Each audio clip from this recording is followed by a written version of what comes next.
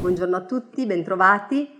Oggi parliamo di osteoporosi. Io sono la dottoressa Stefania Sella, lavoro presso la Clinica Medica Prima dell'azienda ospedale Università di Padova, cui afferisce il centro regionale specializzato per l'osteoporosi. Con me la dottoressa Valentina Camozzi. Prego Vale.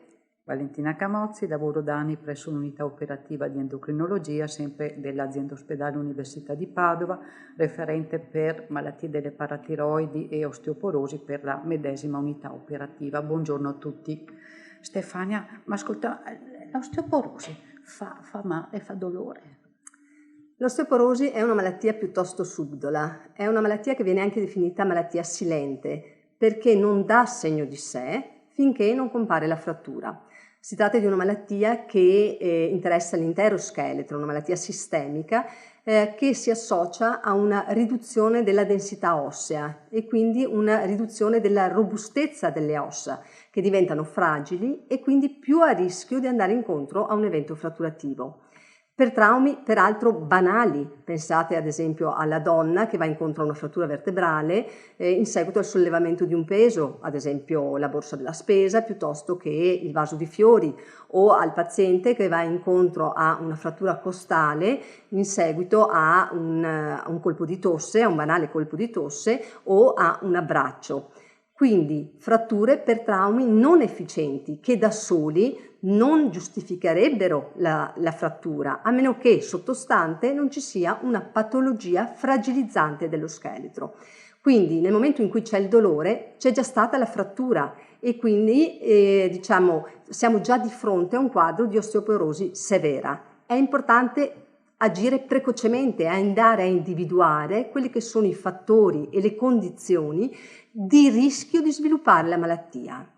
Ma Stefi, ascolta, allora se dovessi pensare ai fattori di rischio, di cosa mi devo preoccupare? Quali sono i fattori di rischio che veramente impattano? I fattori di rischio per osteoporosi sono numerosi. Sicuramente il fatto di aver avuto una precedente frattura da fragilità aumenta in maniera significativa il rischio di avere nuove fratture da fragilità e questo è un elemento che va sottolineato. Perché? Perché il rischio di frattura in questi pazienti è indipendente dalla densità minerale ossea. Questi pazienti possono avere una densità ossea indicativa di un quadro di osteopenia, quindi non di osteoporosi, ma sono ad altissimo rischio di avere una nuova frattura da fragilità, avendone già avuta una in precedenza. Ancora la familiarità, il fatto di avere familiari che abbiano avuto una frattura, in modo particolare una frattura di femore, aumenta il rischio di sviluppare una problematica osteoporotica.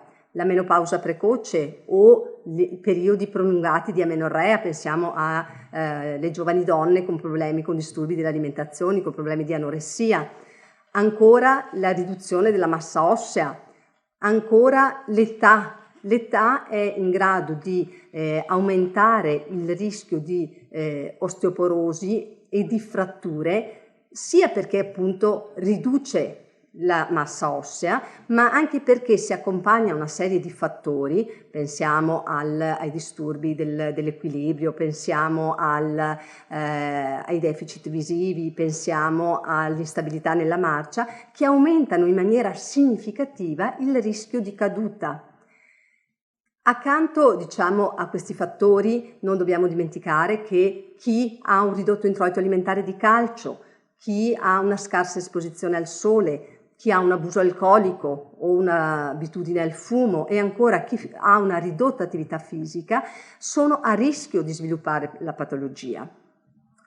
Da ultimo, ma non meno importante, i farmaci.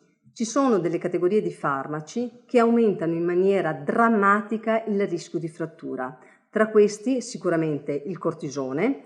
È ben noto come il fatto di assumere cortisone in cronico aumenta in maniera esponenziale il rischio di frattura e questo anche in questo caso indipendentemente dalla densità minerale ossea.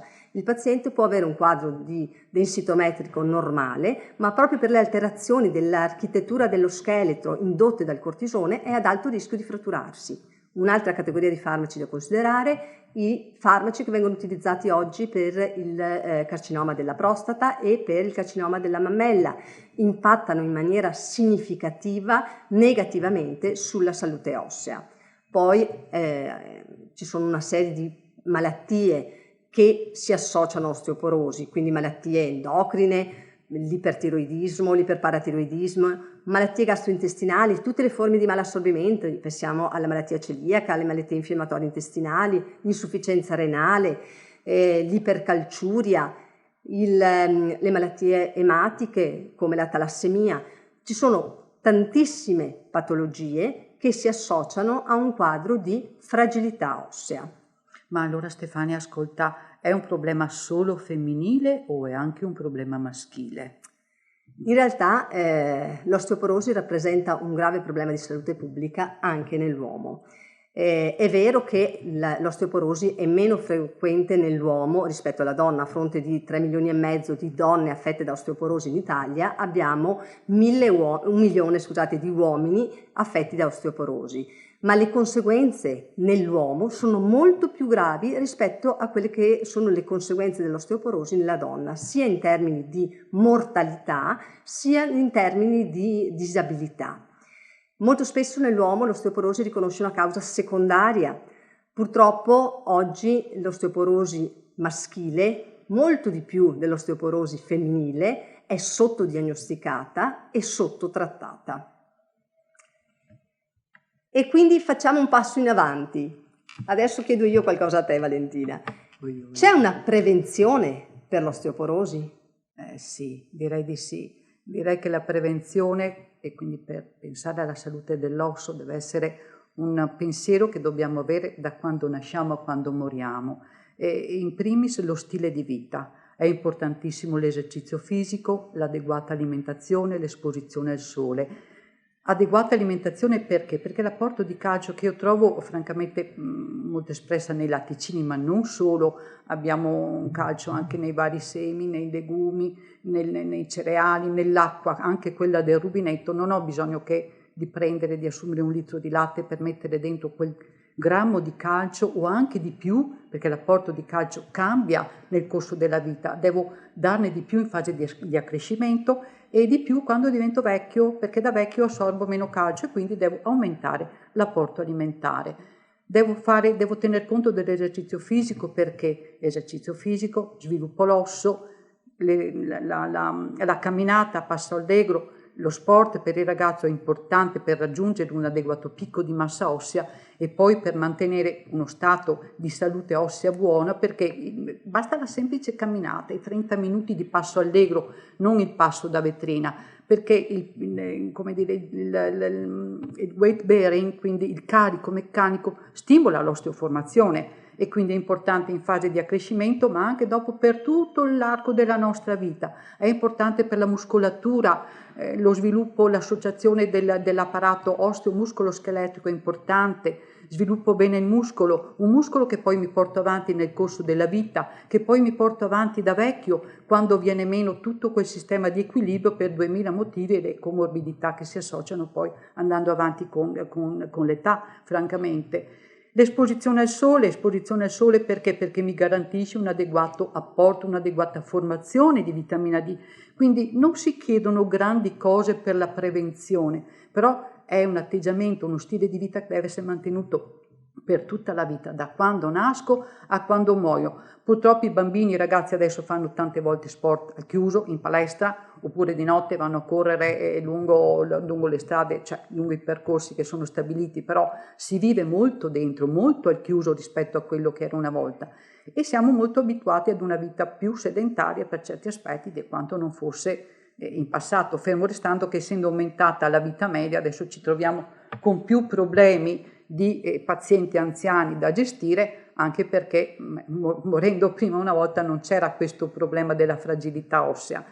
E quindi sì, lo stile di vita direi che è fondamentale. Eliminiamo il fumo, eliminiamo l'alcol, oppure vogliamo berci il bicchiere di vino secondo la dieta mediterranea, ci va anche bene, però ecco, evitiamo gli abusi in tutti i sensi. E poi ovviamente l'attenzione ai farmaci quando non servono, come diceva prima la dottoressa Sella, prendiamo i farmaci quando servono. E quindi io Valentina, direi... tu ti interrompo per chiederti una precisazione, nel senso, tu parlavi di esposizione al sole, ma la vitamina D ha un ruolo nell'osteoporosi? Sì, ha un ruolo, diciamo che ha un ruolo fondamentale. È fondamentale per assorbire il calcio di cui abbiamo parlato prima. Se non ho un adeguato apporto di vitamina D, se non ho uno stato vitaminico D adeguato, ho difficoltà ad assorbire il calcio. Qualcuno avrà ancora qualche zio che anticamente vi ricorda che quando andava a scuola da piccolo la maestra portava l'olio di fetto di merluzzo, dava il cucchiaio di questo olio che conteneva in realtà vitamina D. Questa serviva per evitare il rachitismo nei ragazzi. Poi negli anni ci siamo ovviamente evoluti, adesso abbiamo 2000 formulazioni di colecalciferolo, ma ricordiamoci che la prima formazione di vitamina D avviene attraverso la cute. Ci bastano 30-40 minuti di sole assorbito a livello di braccia scoperte, gambe scoperte, viso, non ho bisogno di stare ore sotto il sole in candela, magari con 2000 kg di crema protettiva, vita sana. Quindi i bambini che si espongono poco al sole, le mamme in gravidanza, gli anziani che di sicuro al sole vanno poco e se anche ci vanno hanno una cute che ormai non è più in grado di elaborare la vitamina D. Questi vanno supplementati, sono categorie che vanno supplementate, così come tutti i pazienti osteoporotici con storia di fragilità, come vi diceva prima Stefania, che quindi sono in trattamento con farmaci per l'osteoporosi, terapie rimineralizzanti, così le chiamiamo noi, questi devono avere un adeguato apporto di vitamina D. Purtroppo adesso stiamo andando verso una medicalizzazione totale, per cui c'è una regola, adesso ci sono delle note, c'è una nota 96 e c'è un buon senso che ci deve guidare per chiedere un dosaggio e per dare la vitamina D sotto forma di supplemento. E quindi se ho una donna giovane che si espone bene al sole non ho bisogno di supplementarla, ma la invito caldamente a fare una vita sana, cosa che si faceva una volta andando a prendere la foglia di insalata in orto, andando a prendere il pane o a stendere il bucato, quei 30 minuti che erano sufficienti, che adesso purtroppo le cose sono cambiate. E parliamo invece proprio di farmaci specifici per l'osteoporosi. Cosa ci puoi dire? Adesso qua ne abbiamo di tutto e di più veramente. Già pensando, se io penso al percorso di una donna, la donna che con la menopausa comincia già a soffrire, ad avere dei fattori di rischio, magari comincia già ad avere un po' di osteoporosi, ad avere anche dei sintomi, o una donna con menopausa precoce, là abbiamo l'aiuto delle ginecologhe che con una terapia ormonale sostitutiva che grazie a Dio sta tornando di moda, l'abbiamo abbandonata per un po' di anni, però se la donna non ha controindicazioni o altri fattori di rischio che ne limitano l'impiego, diciamo che la terapia ormonale sostitutiva può essere un inizio per un percorso femminile. Via via che aumenta però il rischio, aumenta anche la possibilità terapeutica, perché adesso abbiamo un buon armamentario a disposizione. Abbiamo le due grosse categorie di farmaci fondamentalmente, gli antiriassorbitivi che bloccano la perdita aumentando la densità minerale ossea, quindi la massa ossea, e sono efficaci antifratturativi, e abbiamo la categoria degli anabolici che sono farmaci che mettono veramente su massa ossea, quindi mettono su proteine, quindi collagene che verrà poi mineralizzato in secondo tempo. È importante che questi farmaci vengano utilizzati quando serve. Ci sono delle note che ne regolano la distribuzione e quindi anche il medico di famiglia può utilizzare questi farmaci. Diciamo che la prima linea è costituita dai bifosfonati, che sono farmaci che usiamo come minimo dagli anni 90 e sono farmaci sicuri, buoni farmaci che si sono dimostrati molto efficaci nel ridurre il rischio di frattura. Abbiamo poi un anticorpo sempre come antiriassorbitivo, quindi vado a bloccare la perdita ossea, metto su massa ossea. È un anticorpo, è una puntura, diciamo così, che viene fatta ogni 6 mesi e questo è di prescrizione ospedaliera. È un prodotto che viene utilizzato, viene proposto soprattutto per le donne, come diceva prima Stefania, o i maschi che vanno incontro a un blocco ormonale per colpa di un cancro al seno. E sono farmaci, anche questi, che stiamo utilizzando con ottimi risultati. Via via che la situazione poi diventa più critica, quando il paziente comincia ad avere più fratture o si rompe facilmente, Abbiamo farmaci robusti come gli anabolici di cui vi stavo dicendo prima, che sono farmaci che vengono distribuiti dai centri di terzo livello, quindi il centro di Stefania, il centro dell'endocrinologia. Qui abbiamo la possibilità di attuare altre terapie, si tratta di farmaci che vengono somministrati per un periodo limitato, teriparatide per fare un nome, lo possiamo utilizzare per 2 anni, un po' impegnativo perché si tratta di fare una piccola sottocute quotidiana per al massimo 2 anni. Più di recente abbiamo avuto l'introduzione di romosozumab, questa invece è un'iniezione che viene fatta mensilmente per 1 anno solo, va poi fatto seguire un altro trattamento ovviamente perché terminati questi periodi di trattamento si ritorna ai farmaci antiriassorbitivi, ma questo ci dà la possibilità veramente di seguire un paziente da quando ci siamo accorti del problema, diciamo, a quando muore.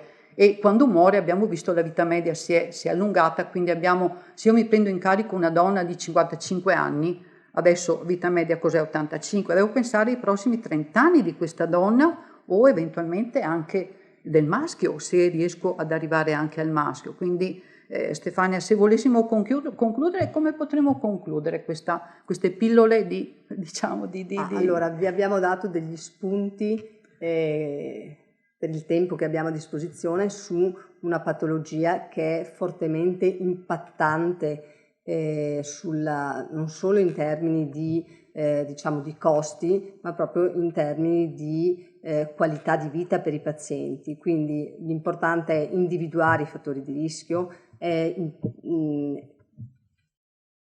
approfondire laddove necessario con degli esami, con degli esami strumentali, una densitometria, una radiografia, al fine di individuare quello che è il trattamento più appropriato per quel paziente, per ridurre il rischio fratturativo di quel paziente. E se in una famiglia so di avere avuto una mamma, una sorella, qualcuno che ha avuto la frattura, pensiamoci, pensiamo anche alla banale frattura di polso. Tante volte le donne vengono, ti raccontano e poi salta fuori parlando che sì, è vero, ho avuto una frattura di polso, ma non tutte le donne che cadono si fratturano il polso. Quindi quella frattura di polso, pensiamoci, è già un campanello di allarme. Ecco, e direi che forse con questo possiamo salutarci, ringraziarvi per l'attenzione e alla prossima. Alla prossima, certo.